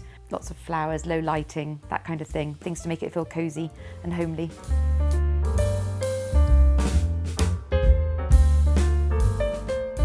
So this was one of the first rooms that I wanted to paint. It was white before, and it's got the lovely old reclaimed floorboards, which I love. So I went for yellow, and it's by Atelier Ellis Kusadika, and it's lovely and warm and rich and cozy. And this room is actually quite a dark room anyway, so I always like with darker rooms to lean into that rather than fight it. This was one of the first things I sort of put up. I got it framed. A local guy who was selling sort of knickknacks near Midhurst.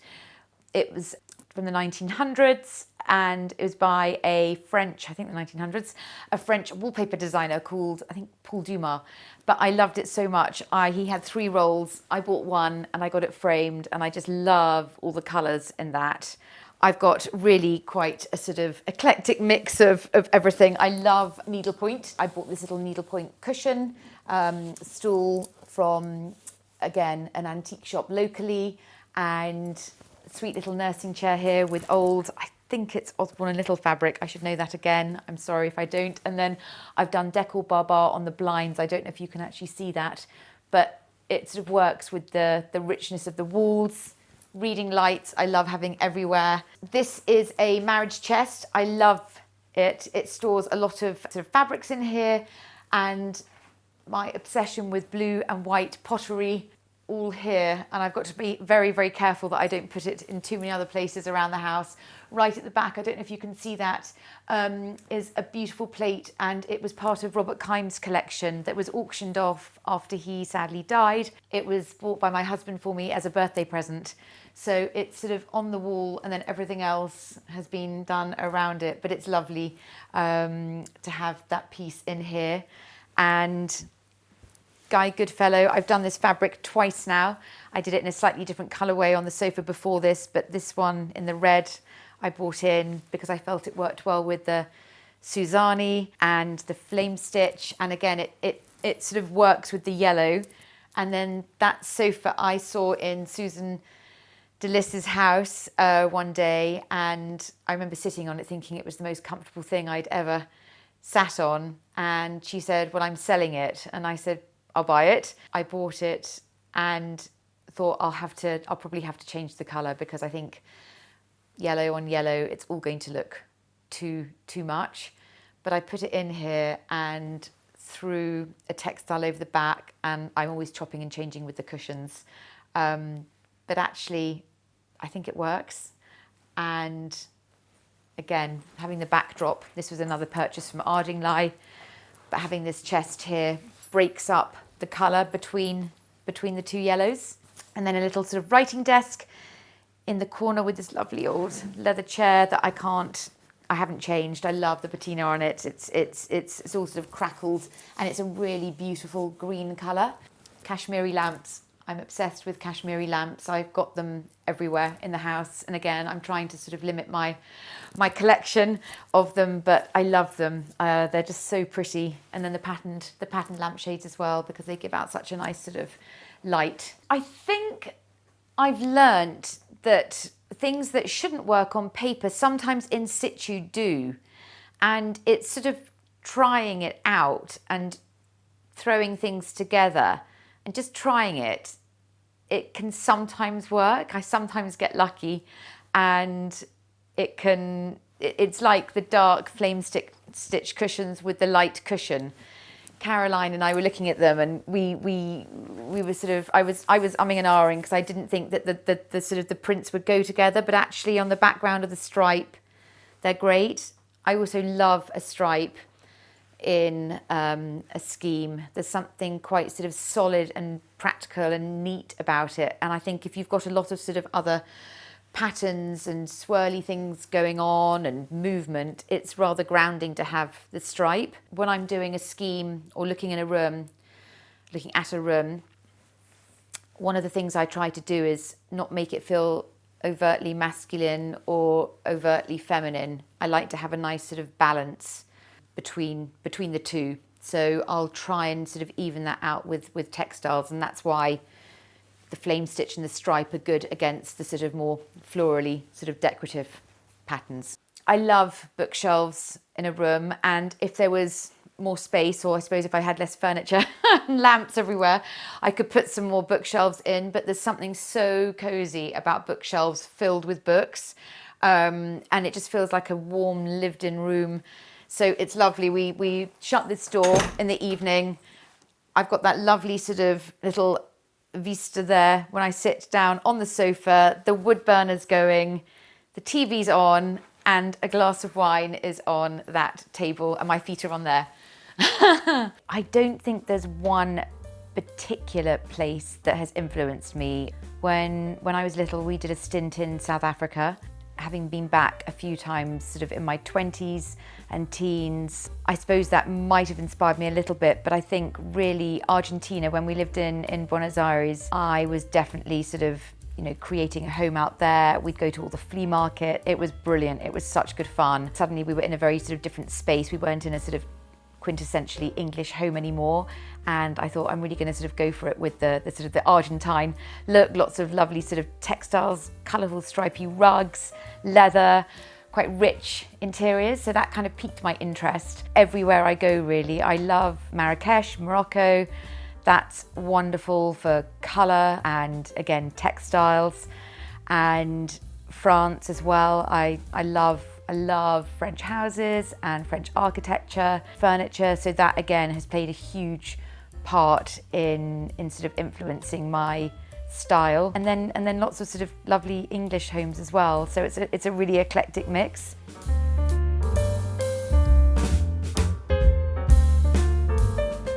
Welcome to my entryway. This was one of the first areas actually that I wanted to do something to.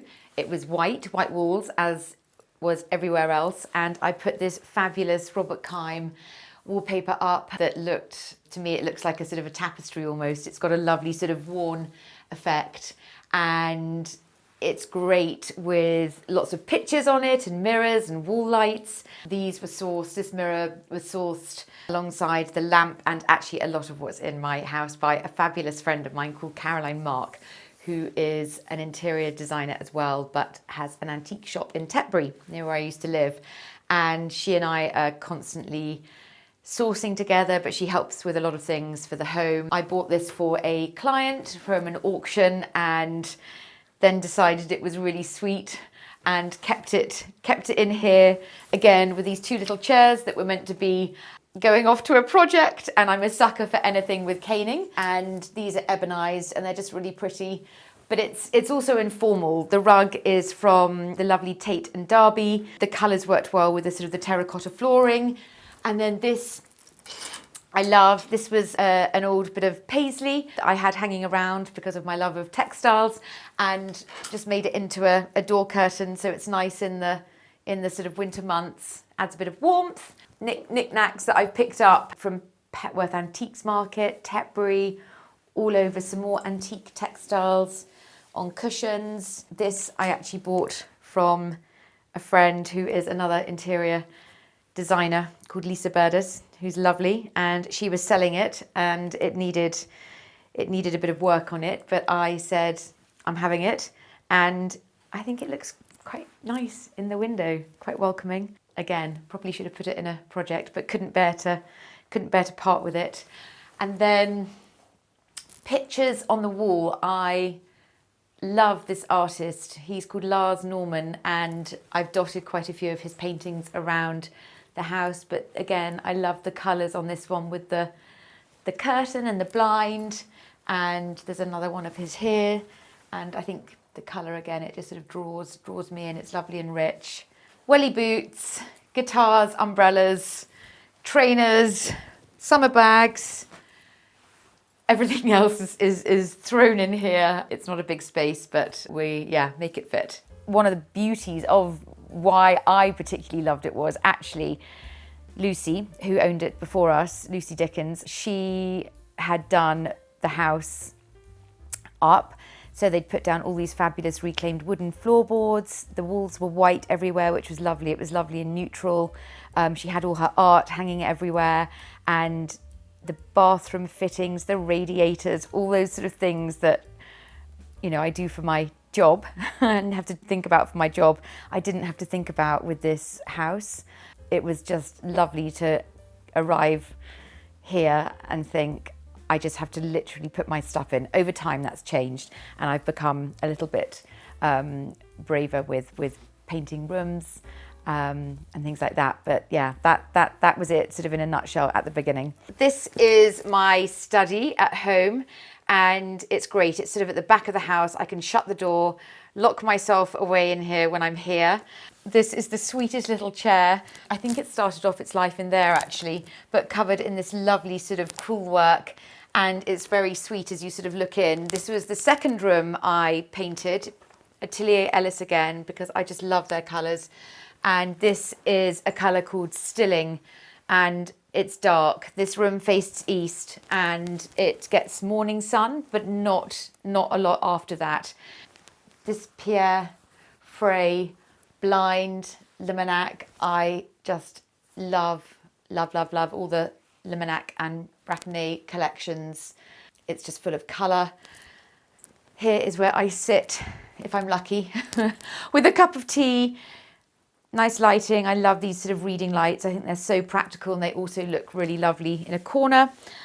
And a picture by one of my favourite artists called Kate Corbett-Winder. And I've got another one right here. I am making a gallery wall at the minute, and it's taken centre space. I just need to put the last one. I think this my granny did that, which is so sweet, a needlepoint. So I think I'm going to put that there. And then this was bought from an antique shop in Tetbury. I love it. It's all original, the paintwork, and I haven't changed it. And then you can see, I am collecting loads of fabrics. I'm dreaming of doing a fabric collection one day.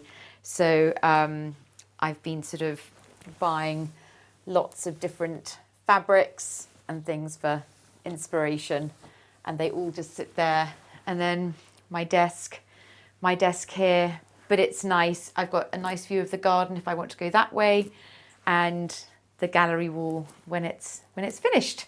Most of the time, the people I'm working with would say I collaborate with them. I hope I do. It's their house at the end of the day, and I never want to be too dictatorial about what they should and shouldn't have in their house. I like to gently guide, and I will be firm if I don't believe something is right. But a lot of my projects and a lot of the really successful ones are where I'm sort of collaborating with clients, or they've got, a certain idea in their head, and a lot of people do, about a certain colour in a room or a textile they've seen, or if they want something for a curtain, and then it sort of builds from there. There are very few people who come to me and say, you do it all, which I don't mind, but most of the time, or a lot of the time, there's quite a lot of sort of input from the clients, hand-holding by us and my lovely team of girls, directing when they don't know quite what the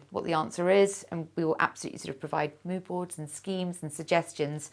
But I'd say a lot of the time, people I'm working with, are collaborating with me. They're feeding me ideas, and I'm then going off and developing that.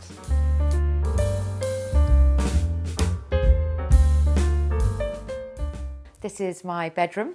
We did have some wallpaper up here that was fabulous, and I loved it. But one of the downsides, I think, of being a decorator is that you're constantly sort of seeing new things and getting distracted by other things and new things that come along. And I loved the wallpaper, but wanted to have a break and wanted the room just to feel very sort of calm and neutral. Caroline had sourced me these beautiful antique crewel work panels that she made into curtains. So I kind of wanted them to be the sort of the leading lady of the room. They're over there as well. And then rug by Caroline as well. And again, it's that ethos that I was sort of talking about downstairs, where throwing in something dark, the rest of the room is very light. It's all very light apart from the flooring, but it needed grounding. It needed something to sort of centre it. Otherwise it feels very light and pretty and fussy. So we found this rug, and yeah, I love it. It's great. The colours are good. Headboard is one of my favourite fabric designers, Nicole Farb.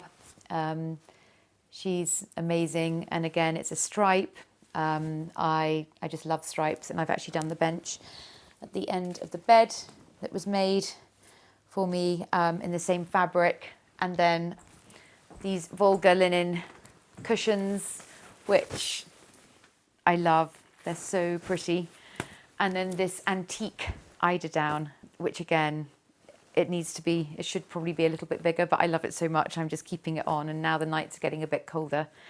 It's really cozy, actually, sleeping under that. Wall lights, old ones by Vaughan. And then one of my favourite things in the whole house, this set of Kashmiri lamps that we put with some Penny Morrison fabric for the shades.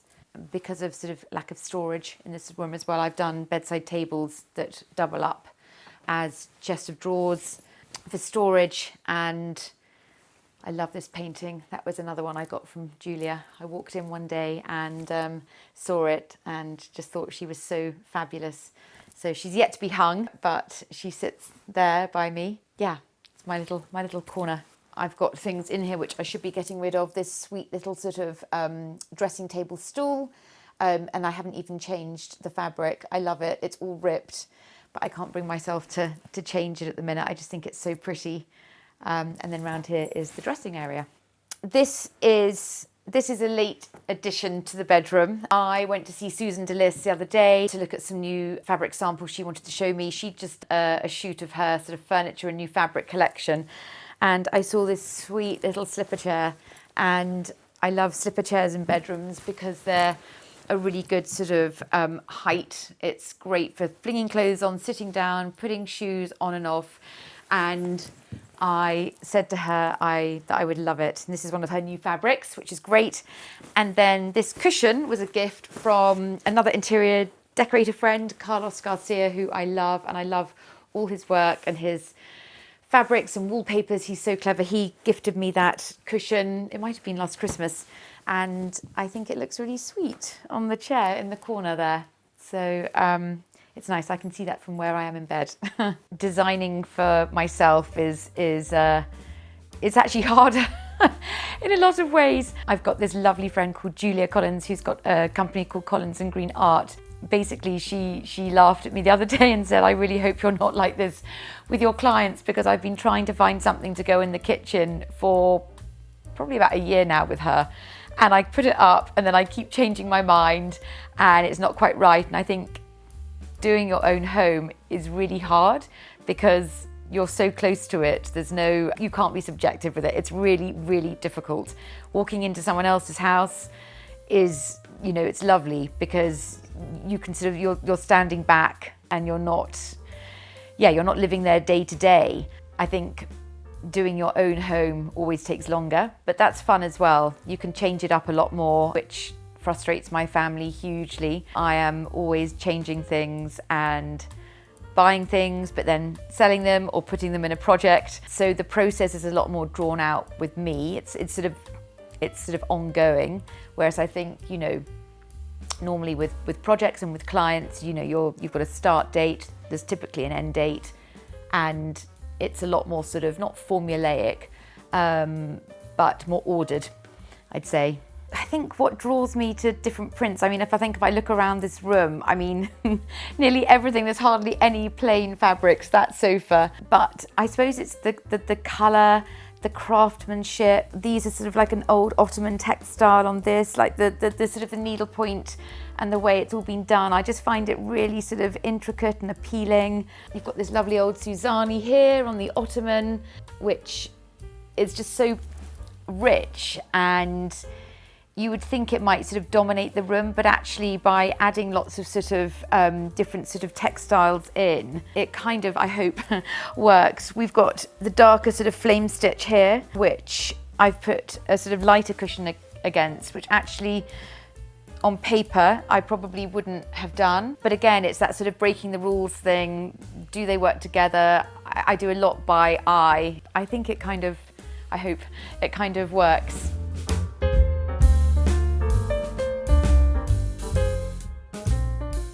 This is my eldest son, Archie's bedroom.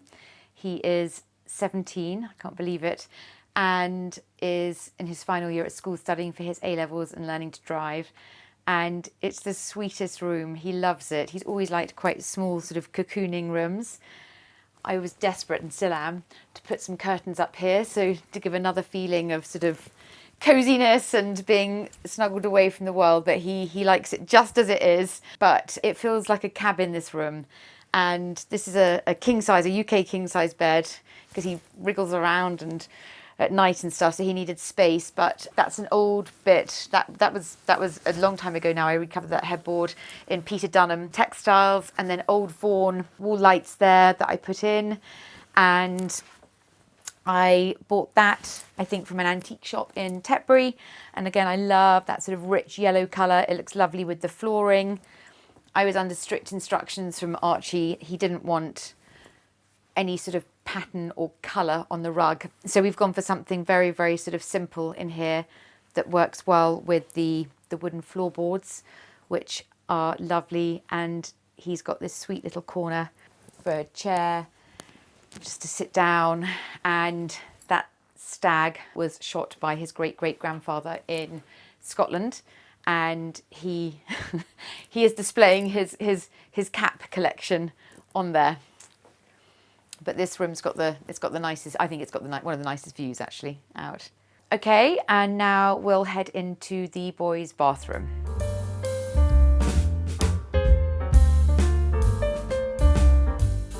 So, boys' bathroom, which I think at one point was a bedroom before we moved here. Everything, again, stayed the same. It was white with the floorboards that I love, but I put in this lovely Chelsea Textiles wallpaper, which just adds a little bit of depth to the room. Then I have decorated it with lots of, well, a mirror here, and then pictures that I've collected. That one came from a holiday in Marrakesh with my mum. I love these ones as well, these prints here. They look really good against the wallpaper. He's definitely from Marrakesh. I remember getting him these sweet little bobbin shelves. I love putting these in bathrooms. I think they're really lovely. They just sort of can be decorated with knickknacks and useful objects as well. But I've got a collection of things on here, from sort of some pottery that I like, to some flowers Felix made for me when he was 5, to a lovely Hugo Guinness print that was very kindly gifted to me by a lovely lady I was shooting with one day. Yeah, you've got the rush chair, which I love. I love the rush chair because I feel it looks lovely against the wallpaper. It's nice and natural. And then Robert Kime fabric on the blinds, which we thought looked nice with the Chelsea Textiles wallpaper. Needless to say, I don't think they know any of or understand any of this. They're just boys functioning in a bathroom. But yeah, I wanted to try and make it as pretty as I could without it feeling too sort of girly or too feminine. Everything was sort of done how I would want it done, or didn't want to change it. But yeah, it's a nice bathroom for them. They're lucky. This is the upstairs corridor. We've got the lovely floorboards, the white walls, and Pride of Place is one of Lucy's paintings. So you see it as you're coming up the stairs. And I just thought it was really lovely. These colours really remind me of her and the house, really. They're warm and sort of autumnal colours, I guess. But I thought it was really fun to have one of her pieces of art in the house for us to remember the previous owners by. And then other artwork that I've collected, again, is my usual kind of haul of antiques markets. I love mirrors. I can't stop buying little mirrors. And then this was from Julia, the Collins and Green art place. And actually her showroom, her sort of studio is very, very near my studio in London. So I'm often popping in and seeing what she's got, and every wall is covered with paintings and all different types. This is a French artist, and I was drawn to it because of the colour. I just sort of am drawn to things that I like, and I don't think there's any rhyme or reason a lot of the time, but this one I really loved.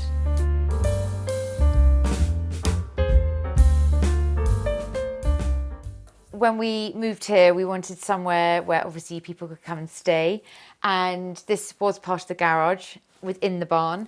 So we took some of the garage space and made it into a sweet little bedroom with an ensuite shower. I've used some reclaimed tiles in there that a client, we bought a bunch for her project, and she very kindly didn't need all of them, so I took an extra few and put them in there. And then Chelsea textiles on the headboards, sweet little lights with some Robert Kime fabric, and one of my favourite designers, Name Same, I bought this fabric for the blind in here, and it's Loot by Edward Bulmer on the walls, so it's another yellow. But it's just very nice and cosy, and it's separate from the house, which guests and us like. The reason we came back here, we'd been in London, we'd moved out to West Sussex when the boys were very little. We'd done 4 years in the Cotswolds, and that's where I do a lot of work still. And I've got to know the Cotswolds really, really well, and I adore it there. It's sort of spiritually, I'd say, my home. I think why we were drawn back here was it was closer to family, it was closer to London and to work. I set up a studio in London as a sort of workspace about 18 months ago, and I'm there quite a bit, and it felt just sort of easier all round. And we were also looking at schools for the boys, and a couple of local ones were brilliant and that we thought would sort of suit them quite well. But I knew that I wanted to be somewhere sort of, I suppose, quintessentially English, where it was very green, lots of views, the dogs, where we could take dogs on walks, a nice village sort of community. I think there was a variety of reasons and boxes that sort of needed ticking for where we were going to sort of end up, but never say never as well. I think I'm slightly nomadic, and probably I don't think this will be our last house, even though I love it. Home means, I guess, warmth, fires, dogs, relaxing, quiet. It's sort of respite, I suppose, from my work, which I love, but I drive a lot all over the countryside for projects and clients, and with the studio being in London as well, that's added another dynamic in. So there's something really lovely about coming back here and the house giving you that sort of hug and the good energy around you, sinking down onto this sofa in the evenings with a glass of wine and watching TV and just being able to put my feet up and relax. Thanks for watching. Go to homeworthy.com for exclusive content and shopping guides.